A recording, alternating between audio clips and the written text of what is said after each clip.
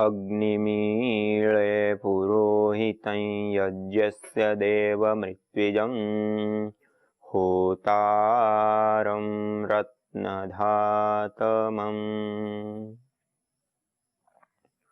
सर्वरक्षक परमपिता परमात्मा को याद करते हुए उनको कृतज्ञता पूर्वक प्रणाम करते हुए आइए हम इस वेदोपदेश में देख रहे थे जो परमपिता परमात्मा के द्वारा प्रदत्त जो वेद ज्ञान है, उस वेद रूपी ज्ञान का हम सब लोग मिलकर के स्वाध्याय कर रहे थे, सत्संग कर रहे थे।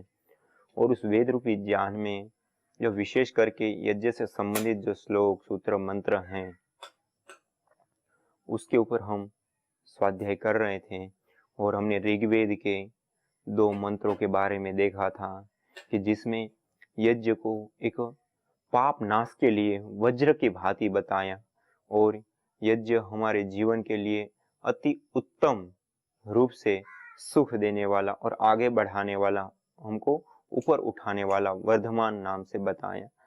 तो आइए उसी क्रम में हम आज अथर्ववेद के 2 मंत्रों के माध्यम से देखते हैं कि इस यज्ञ के जो विभिन्न लाभ हम देख रहे हैं उसमें क्या वेदों ने हमको लाभ बताए हैं और उन लाभों को पढ़ करके, सुन करके, उनके ऊपर चिंतन मनन स्वाध्याय करके फिर उसको हम अपने जीवन में अपनाएं और अपने जीवन में उस यज्ञ को अपना करके अपने जीवन में हम दिव्यता को धारण करें और उसके जो विशेष प्रायोगिक स्तर पे जो लाभ हैं उन लाभों को हम प्राप्त करें।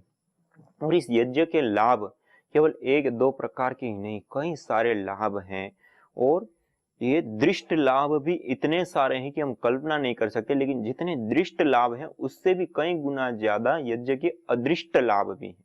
क्यों? क्योंकि जब हम यज्ञ करते हैं, हवन करते हैं, अग्निहोत्र करते हैं तो उसके माध्यम से जो ऊर्जाएं पैदा हुई वह ऊर्जा वायुमंडल में फैल करके दूर दूर तक फैलती है।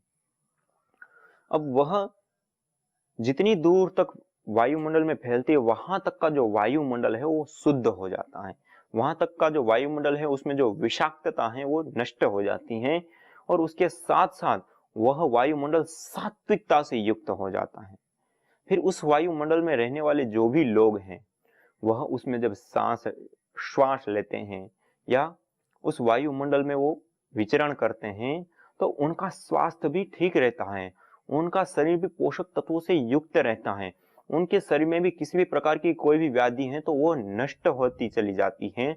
और इतना ही नहीं, उस वातावरण में रहने मात्र से उस व्यक्ति के मन में भी सात्विकता का संचार होने लग जाता है। इससे बड़ी बात और क्या हो सकती है? क्योंकि हमारे मन से ही तो ये सारा कुछ जुड़ा है। हमारे मन में यदि सात्विकता रहेगी तो निश्चित रूप से हम शुभ कर्म करेंगे, शुभ सोचेंगे, अच्छा करेंगे और अच्छा करेंगे, शुभ सोचेंगे तो समाज में भी अच्छा होना है और शुभ होना। लेकिन जब रजोगुण तमोगुण युक्त हो जाता है तो क्या होता है? व्यक्ति इससे अलग रास्ते पे चलता है। तो उसके कारण व्यक्ति का जो मन है वो थोड़ा सा क्लेशों से युक्त हो जाता है।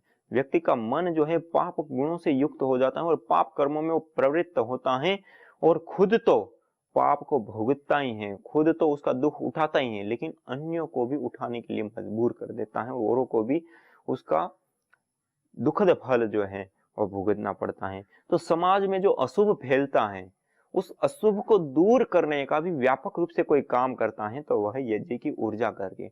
इसलिए व्यक्ति जब यज्ञ करता है तो बहुत बड़ी मात्रा में वो पुण्य को कमाता है। और जहां तक दूर दूर तक इस यज्ञ की ऊर्जा जाती है वहां तक के वातावरण में जो भी लोग श्वास ले रहे हैं उन सबका शरीर स्वस्थ रहेगा, उन सबके शरीरों में कोई रोग है तो वो नष्ट होते चले जाएंगे, उन सबका जो मन है वो सात्विक अवस्था से युक्त रहेगा और उसके कारण उन सब का कल्याण होता है। तो कितना बड़ा परोपकार का काम हो गया। और यहाँ तक कि हम जो एनर्जी लेते हैं वह एनर्जी 80% हम वायुमंडल से लेते हैं और वो 80% जो वायु से हम शक्ति लेते हैं वह शुद्ध होती हैं और पौष्टिकता से युक्त होती हैं यज्ञ के माध्यम से। तो हम कितना बड़ा परोपकार करते हैं। हम एक थाली भोजन किसी को करा दे भूखे को तो हम एक व्यक्ति की भूख मिटा सकते हैं, लेकिन वही हम जब उतना ही खर्च जब हम यज्ञ के लिए लगाते हैं तो उससे जो ऊर्जाएं पैदा हुई वो पता हम गिन भी नहीं सकते, उतने लोगों के लिए वो उपयोगी बन जाती है।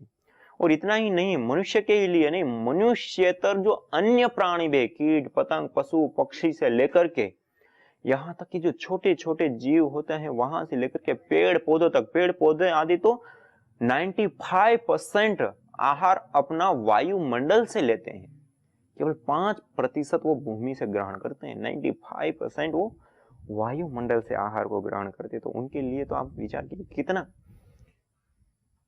विशेष करके लाभकारी हो जाता है। तो इसलिए यज्ञ करना कोई सामान्य कर्म नहीं होता है, बहुत बड़ा कर्म होता है। और ये जो हम पुण्य कमाते, मानिए हमने यज्ञ किया, उसकी ऊर्जाएं दूर दूर तक गई, सारे पेड़ पौधे पशु पक्षी कीट पतंग से लेकर के मनुष्य तक सब लोगों को लाभ देती हैं। वह ऊर्जा सब लोगों के लिए प्राणदायक वायुमंडल को तैयार कर देती हैं। और ये जो वायुमंडल में जो विषाक्तता है, जो जहर है, जो प्रदूषण है, उसको दूर करने का काम करती हैं।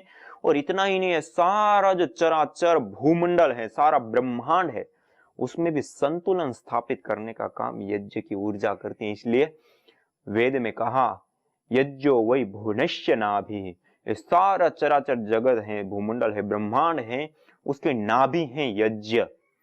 जब हम यज्ञ करते हैं, हवन करते हैं, अग्निहोत्र करते हैं, तो ये सारे भूमंडल में किसी भी प्रकार का कोई भी असंतुलन है, कोई भी विकृति है, कोई भी व्याधि है, किसी भी प्रकार का कोई भी असंतुलन है, उस असंतुलन को संतुलन में परिवर्तित करने का काम यज्ञ कर सकता है।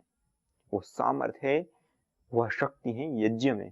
इसीलिए वह जो यज्ञ है वो हम पूर्व काल में देखे, हमारे ऋषि मुनियों को हम देखें तो अपनी कुटियाओं से लेकर के राजमहलों तक सब जगह पे किया और कराया करते थे यज्ञ को। और भगवान राम जी को देखिए, जो स्वयं जो ऋषि मुनि लोग यज्ञ करते थे तो उनके यज्ञ की रक्षा के लिए जाया करते थे। जो राक्षस लोग थे, जो दुष्टात्मा लोग थे, उस यज्ञ को रोकते थे। क्यों? क्योंकि उस काल में यज्ञ के माध्यम से जो ये सारे लाभ मिलते थे।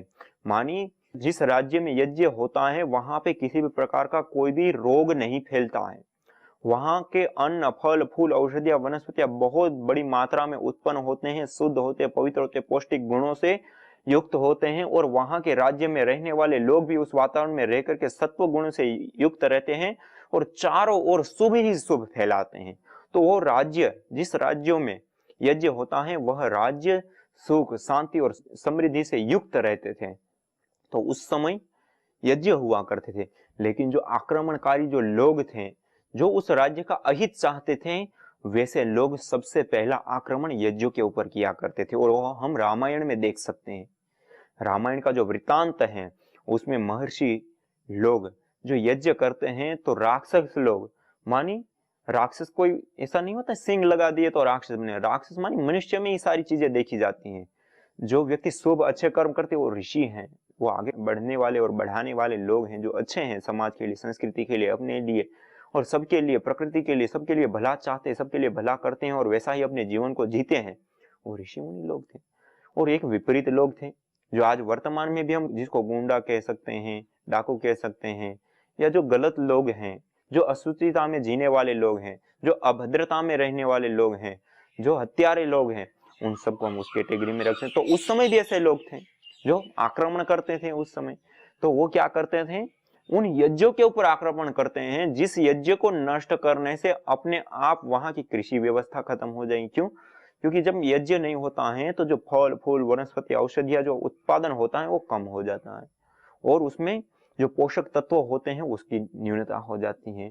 दूसरा, जो लोगों का स्वास्थ्य वो बिगड़ने लग जाता है और पूरा वायुमंडल है वो सत्व से युक्त रहना बंद हो जाता है। जब यज्ञ बंद होते हैं तो वो जो सारे लोग हैं उनके मन रजोगुण तमोगुण से युक्त होने लगते हैं और जब रजोगुण तमोगुण से युक्त होने लगते हैं तो गलत काम चालू हो जाते हैं राज्यों में।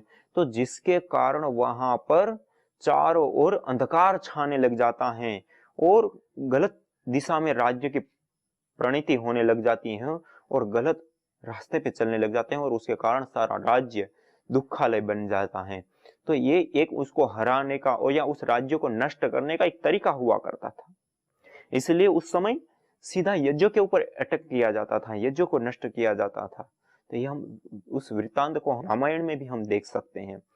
तो इसलिए भगवान राम जी उस यज्ञों की रक्षा के लिए अपने पास जो शस्त्र शक्ति थी उसका उन्होंने प्रयोग किया, अपना समय का योगदान दिया और उन्होंने उस यज्ञ को अक्षुण्ण रखने का काम किया। और उसके बाद उन्होंने जो युद्ध जीते और युद्ध के बाद भी उन्होंने अश्वमेध इत्यादि यज्ञ स्वयं ने भी किए।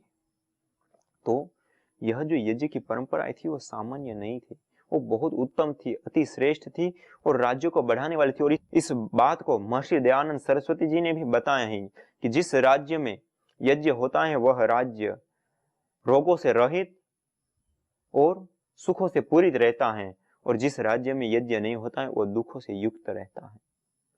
तो ये जो बात महर्षि दयानंद सरस्वती जी ने भी कही, और उस समय यज्ञों की जो परंपरा थी वो बहुत कम मात्रा में बच गई थी, और एक पाखंड के रूप में कोई करते थे तो वो तांत्रिकता के माध्यम से करते थे। लेकिन महर्षि दयानंद सरस्वती जी ने एक सरल से सरलतम विधि और सही तरीका हम सबको बताया कि हम दैनिक यज्ञ करें, और दैनिक यज्ञ करके हम अपने घर की शुद्धि, पर्यावरण की शुद्धि, अपने तन की शुद्धि, अपने मन की शुद्धि, पाप का प्रायश्चित से लेकर के सारी मनोकामनाओं की पूर्ति से लेकर के धन ऐश्वर्यों की प्राप्ति तक का सारे साधन जिसके माध्यम से हम प्राप्त कर सकते हैं वह साधन है यज्ञ। तो उस यज्ञ को हम अपनाएं, उसके लिए उन्होंने बहुत बड़े रूप में क्रांति लाई देश दुनिया में। और आज वर्तमान में परम पूज्य योग ऋषि स्वामी रामदेव जी महाराज और परम पूज्य आचार्य बालकृष्ण जी महाराज, जिन दोनों ने आज इस वैदिक संस्कृति को देश ही नहीं पूरी दुनिया में फैलाने का एक महद कार्य किया है, और उसमें योग हैं, आयुर्वेद हैं, यज्ञ हैं, स्वदेशी हैं, या इस प्रकार के शिक्षा के प्रकल्प हैं, जो भी राष्ट्र के उत्थान के लिए जो वैदिक परंपराएं हुआ करती थी उसका पुनरुत्थान के लिए इन सारे प्रकल्पों का आधान किया है, इन सारे प्रकल्पों की स्थापना की है। और आज देश ही नहीं पूरी दुनिया में वो एक मसाल की तरह कार्य कर रहे हैं। और आगे आने वाले समय में इस दुनिया में वैदिक काल का युग आएगा, और उस युग में सब लोग यज्ञ करते होंगे, योग करते होंगे, आयुर्वेद का प्रयोग करते होंगे, और अपने जीवन को स्वस्थ सुडौल बनाते हुए धन ऐश्वर्य से परिपूर्ण जीवन जीते होंगे।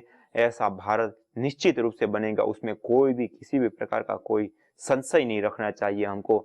अपितु हम सब लोगों को मिल करके इस दिव्य कार्य में, इस भागवत कार्य में, इस महान कार्य में हम सब लोगों को मिल करके अपनी भूमिका निभानी चाहिए, अपना योगदान देना चाहिए, अपनी जो भी हो सके वो आहुति देनी चाहिए। फूल नहीं तो फूल की पंखड़ी, लेकिन जब हम इसमें योगदान देंगे तो निश्चित ही यह जो इतना विशाल कार्य है, बड़ा कार्य है, वह कार्य संपन्न होगा, और देश ही नहीं पूरी दुनिया में सुख, शांति और समृद्धि का मार्ग प्रशस्त होगा इस वैदिक संस्कृति के माध्यम से। तो इस वैदिक संस्कृति को अपनाना कोई सामान्य कर्म नहीं, अपितु अति उत्तम कर्म है।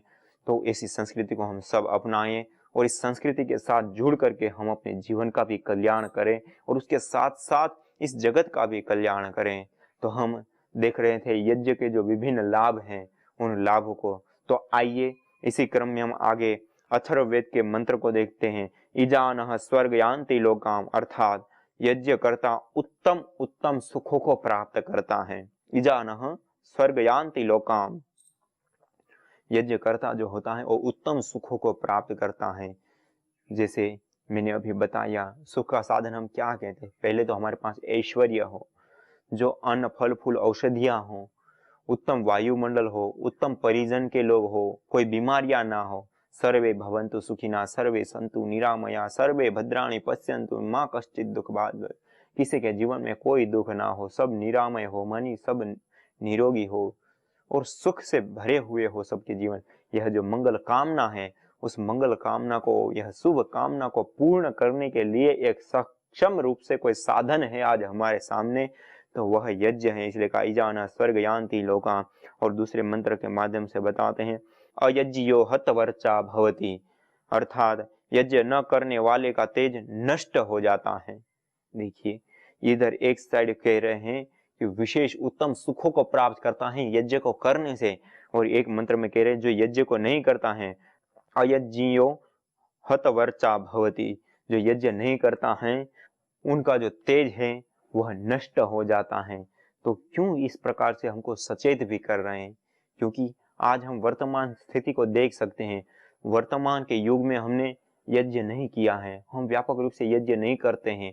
तो आज क्या हो गया है? देखिए आज वर्तमान युग में इतनी बड़ी मात्रा में इस देश दुनिया में अशुभ फैल रहा है, और सबसे मुख्य, सबसे प्रधान, सबके लिए कल्याणकारी जो वायुमंडल है, जिस वायु में हम श्वास ले रहे हैं, वह वायुमंडल आज इतना विषाक्तता से युक्त हो गया, इतना अशुद्ध हो गया है, इतना वायु प्रदूषण बढ़ गया है कि जिसके कारण हर तीसरा चौथा बच्चा लंग्स की बीमारियों से ग्रस्त है। आज इस वायु प्रदूषण के कारण प्रति वर्ष पूरे विश्व में 70 लाख लोग मृत्यु के मुंह में समा जाते हैं केवल वायु प्रदूषण के कारण। और इतना ही नहीं, 2040 तक में इस धरती पर जो प्रजातियां हैं विभिन्न जीवों की, वो 30% से भी ज्यादा प्रजातियां नष्ट हो चुकी होगी, यहाँ पे नहीं होगी इस धरती पर। और इतना ही नहीं, ये जो ग्लेशियर जमे हुए हैं, जो बर्फ जमी हुई है, वो भी 2040 तक में पिघल जाएगी, और कई सारी ऐसी नदियां हैं जो नष्ट हो जाएगी, बहना बंद कर देगी। और आज वर्तमान में भी भारत जैसे देश का 40% पीने योग्य पानी सूख चुका है। तो यदि हम इसका ध्यान नहीं देंगे तो आखिर हमको क्या मिलेगा। और इतना ही नहीं है, आज जो हम अन्न को खा रहे हैं, वह अन्न नहीं रह गया, वो अन्न भूसा बन गया है। हाँ, आज वर्तमान की स्थिति के अनुसार जो खेती हो रही है, उसमें जो कीटनाशक दवाई और पेस्टिसाइड खाद डाले जाते हैं, और जो इस जहर का बड़े व्यापक रूप से प्रयोग हो रहा है, और उसके माध्यम से जो अन्न, सब्जियां, फल पैदा किए जाते हैं, वो इतने जहरीले होते हैं कि उसको खाने से जीवन नहीं मिलता है, अभी तो रोग मिलते हैं। उस अन्न को खाने से विटामिन, न्यूट्रिएंट, माइक्रोन्यूट्रिएंट, इन सारी चीजों को प्राप्त करने की जगह पे उनकी कमी हो जाती है। उसमें जो तत्व जितने पाए जाने चाहिए उतने है ही ना उसमें, तो वो कहां से ऐसे हुआ? वो हमने यज्ञ नहीं किए, और यज्ञ के द्वारा भी हमने खेती करके देखा।